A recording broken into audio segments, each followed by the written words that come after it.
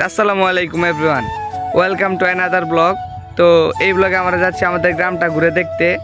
তো আমি একা যাচ্ছি না, আমার সঙ্গে অনেক ভাই ব্রাদার আছে। তো তোমাদের অনুভূতি কি? যেতে যেতে আমরা দেখলাম অনেক কচুরি পানা ফুল। তো ছোটো ভাইরা বললো অনেক সুন্দর লাগতেছে, তার জন্য মিঠু কিছু ফুল তুলে নিয়ে যাইতেছে। গ্রামের পরিবেশটা দেখুন, কত শান্তশিষ্ট এবং কত সুন্দর। সূর্যটা আমার কাছে অনেক জোশ লাগতেছিল। আপনারা গ্রামে না আসলে এই ভিউগুলো আপনারা দেখতে পারবেন না। তো আপনাদের এই ভিউগুলো দেখার জন্য অবশ্যই গ্রামে আসতে হবে। তো দেখতেই পাচ্ছেন এই রাস্তাটা কত সুন্দর। এই রাস্তার ভিতর দিয়ে আমরা যাচ্ছি, আর সূর্যটা দেখুন কত জোশ লাগতেছে। আমরা এই রাস্তাতে প্রায় ঘুরতে যাই। দেখতেই পাচ্ছেন কৃষকেরা কিভাবে ধান কেটে রেখেছে, বুঝা করে রেখেছে। তো এরকম দৃশ্য দেখতে হলে আপনাদের অবশ্যই গ্রামে আসতে হবে।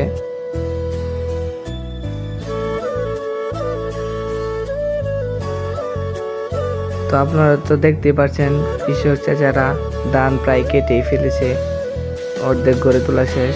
তো যাওয়ার সময় কৃষক চাচাদের সঙ্গে দেখা, তো আমাদের ক্যামেরা অন করা দেখেই তারা হাই দিয়ে দিল। দেখতেই তো পাচ্ছেন সোনালি ফসলগুলো দেখুন কত সুন্দর হয়েছে এবার। আর এত সুন্দর ভিউগুলো উপভোগ করুন।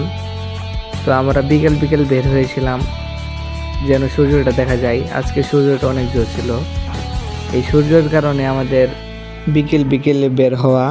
তো আমার এক ভাই দেখুন ফসল অনেক ভালো হয়েছে দেখে একটা হাসি দিয়ে চলে গেল এবং হাইও দিয়ে দিল।